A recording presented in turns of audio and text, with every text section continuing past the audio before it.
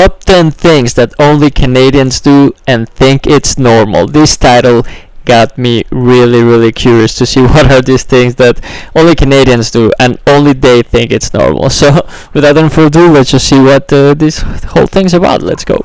It's now synonymous with Canada. Slang for our dollar, an image recognized around the world.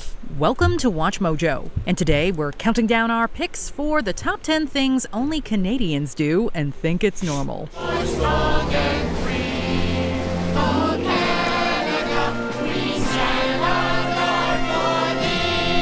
In the Great White North, and I should know, I am Canadian. What do you think is the most unusual thing about Canucks? Let us know in the comments. Number 10, hockey maybe? Eat ketchup-flavored chips. Whether you call them chips or crisps, Canada is a Commonwealth country after all, flavored potato chips are a common snack across the globe.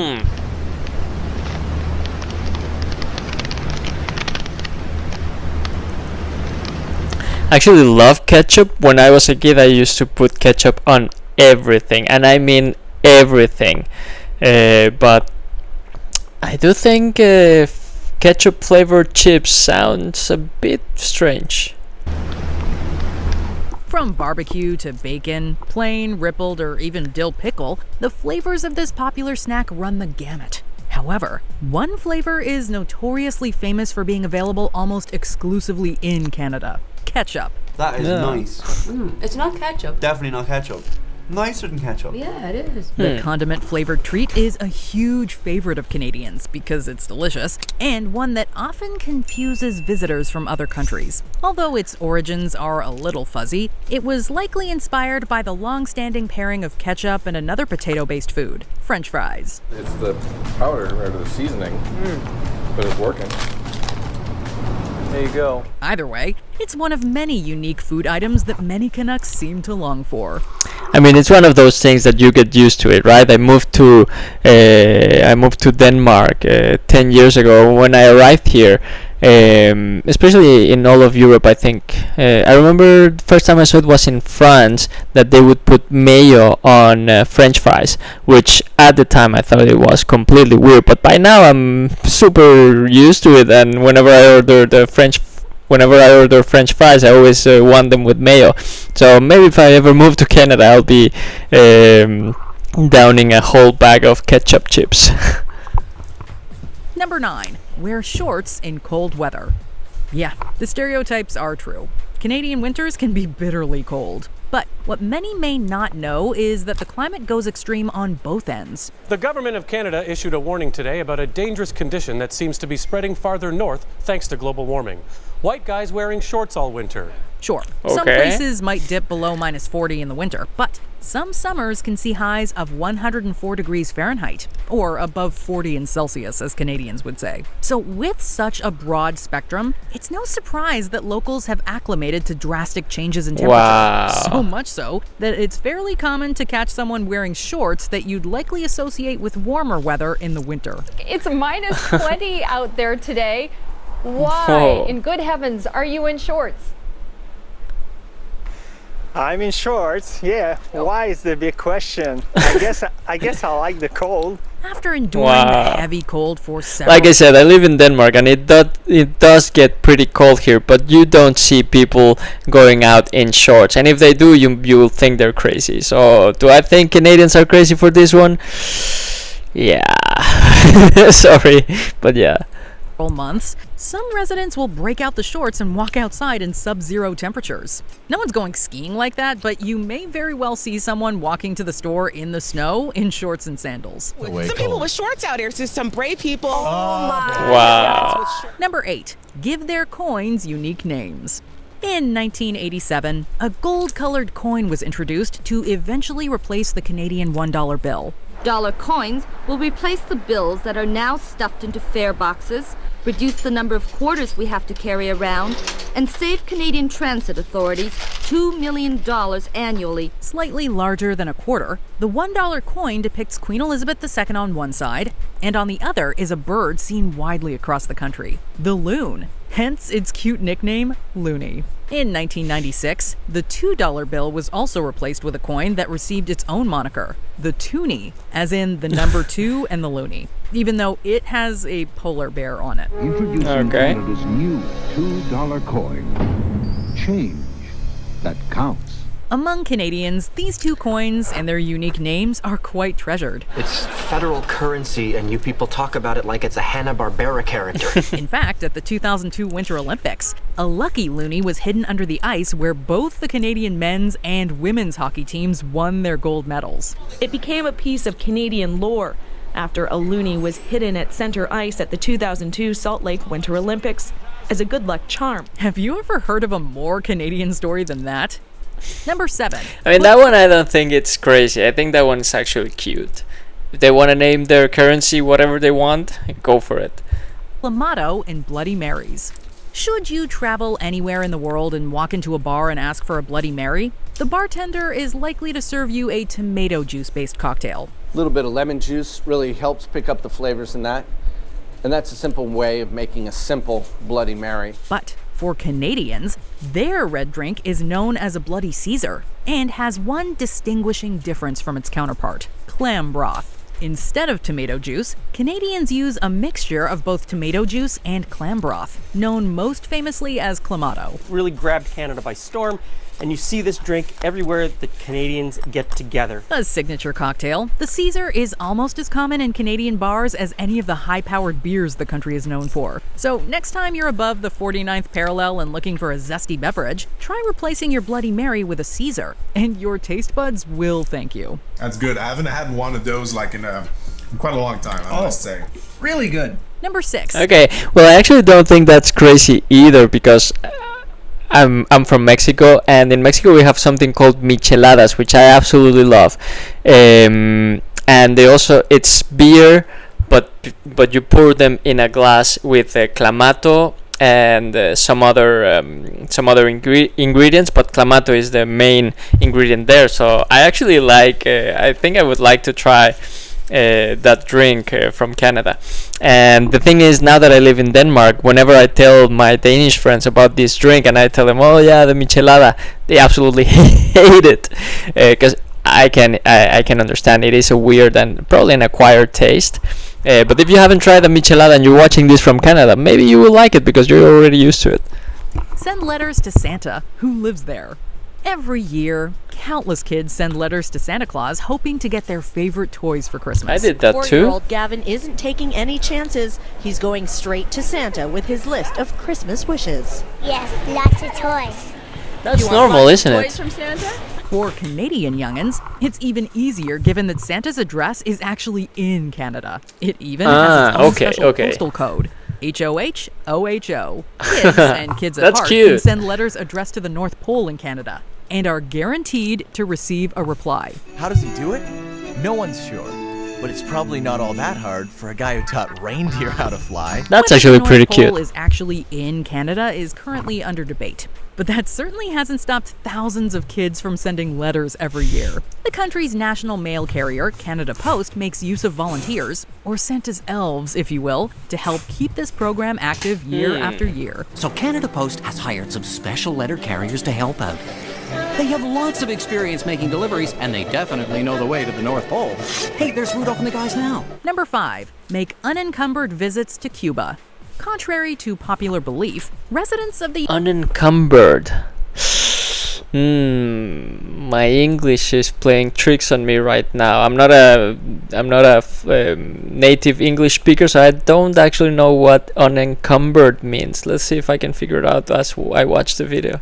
United States are actually allowed to travel to Cuba if you're willing to jump through a series of hoops to get there. But due to the U.S. embargo on Cuba, tourism hasn't been permitted for years. The U.S., fearing communism's expansion, sets up the embargo to strangle Cuba's economy. Canadians, however, have not had any such restrictions. Cuba is often cited as one of the most popular destinations for Canadians who wish to escape the cold winter months. Canadians enter and leave Cuba at twice the rate of any other nationality, including Cubans themselves, which gives some. Okay, so I'm guessing unencumbered means that you're allowed to do it, so no one's gonna bother you about it.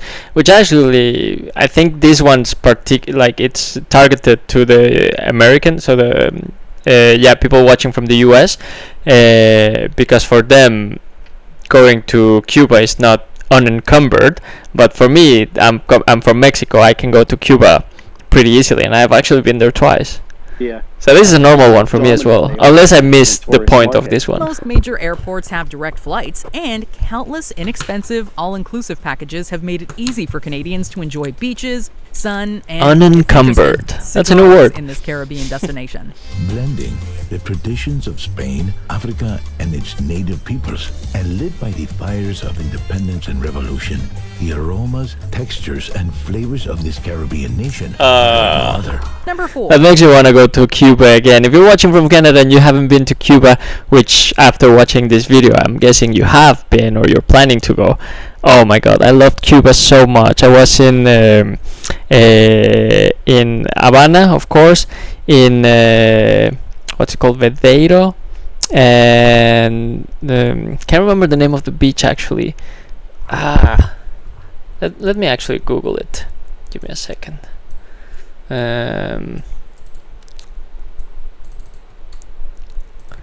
Vadeiro. No, Cuba. Varadero, sorry. Yes, this. Oh my god, look at these pictures. That was probably one of the most beautiful beaches I've ever been to, in Varadero. And I was in a small different city as well, but this was 10 years ago, so I can't. Let me see. This is in Cuba, La Habana, Varadero, Santiago, no, La Habana, no, Trinidad. I was in Trinidad as well, and they have a club there that it used to be a cave.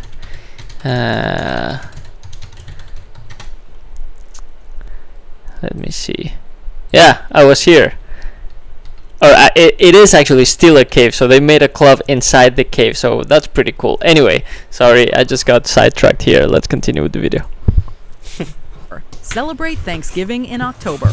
A holiday to celebrate the harvest is fairly common around the world. But in modern media, we often hear about American Thanksgiving in November and the Black Friday sale. I think this one's also targeted for people watching from the US, because if they want to celebrate in October, that's fine by me. I mean, I don't celebrate Thanksgiving, so if they want to celebrate in March, go ahead. It's, yeah. And chaos. I don't have a strong opinion on this one. Turkeys burnt. I'm sure someone from the US would, but I don't. Potatoes are ruined. Potatoes are ruined. For Canadians, the same Thanksgiving holiday is actually celebrated in October. Oh, right, I forgot. You guys are weird. You pronounce the word out. Seemingly originating in 1579 during Martin Frobisher's excursion to find the Northwest Passage, it slowly evolved as the years passed, often dubbed Canadian Thanksgiving to distinguish it from its U.S. counterpart. Canada is not the only country that celebrates it in October. The thing is, it's basically the exact same holiday, except earlier. Grenada, St. Lucia, and even Germany celebrate similar festivals that same month. And honestly, it's nice to have a longer break between this giant meal and the one in December. Is it better to have Thanksgiving 1 month before Christmas, that the Americans do, or is it better to have it two months before, as Canada does? Number 3. I'm not sure there's a better way. Sorry. Ask virtually anyone around the globe to describe a Canadian, and they'll likely use one word: friendly. Canucks are widely considered some of the friendliest people in the world. Oh, sorry there. Didn't see ya. You okay? I'm fine. Okay. Sorry about that. So friendly, in fact, that we've been stereotyped for apologizing for almost anything and everything. It's become such an ingrained part of Canadian culture that the Ontario government had to pass the Apology Act of 2009, which stated that an apology does not automatically comprise an admission of guilt. Well, this is a mugging. Okay, that's interesting. What? Yeah, I'm sorry about that. If I could just get that wallet right there. It's one of the more quirky aspects of Canadian culture that certainly... That's funny that the government had to step in because they know people are apologizing so much that they had to clarify that if someone says sorry, it doesn't mean that they actually are admitting to having done anything wrong, but they'll just say they're sorry just because. I think that's pretty interesting. Distinguishes us from other countries, who shall remain nameless. Sorry, we're just too polite to call them out. We say it correct. Sorry. I think that they just don't know how to say it because they never do it, or they just like blame it on the nearest person and or country. They just do that. Number 2, buy milk in bags. Okay, I have not seen that before, I think. Came to your house and dropped off your bottles of milk. Oh, it's only the milkman.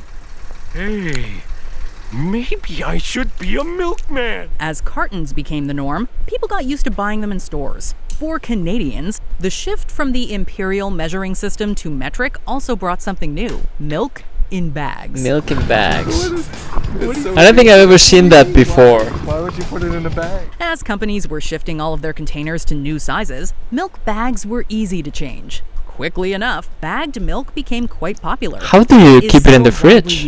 Like, once you use it, you can't really put it back in the fridge, right? Otherwise it's gonna spill everywhere. How's it taste? Like sucking on a teat. Quite literally, actually. China, Israel, South Africa, and even Argentina all make use of the arguably more environmentally friendly container. But cut that corner hole too big and you are in for an... It did say China. I actually lived in China for 6 months when I was a student, but I don't remember ever seeing milk in bags. Maybe I didn't pay enough attention, I don't know. Utterly disastrous bowl of morning shreddies. Your milk comes in bags.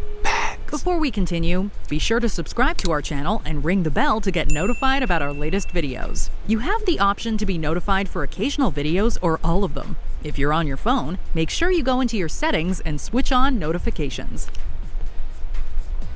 Number 1. Sing national anthem in both languages. Our home and native land. Given how both are official languages of the Great White North, it's a small way to showcase how the country leverages both of these great languages. Did you enjoy this video? I did enjoy this video. Alright, yeah, I think those were some interesting facts right there. If there's any fact that you know about Canada that you think, about Canada that you think are interesting, or that only Canadians do that were not mentioned in this video, please let me know in the comments down below. And without any further ado, thank you so much for watching. Thank you for subscribing. I will see you next time. Bye.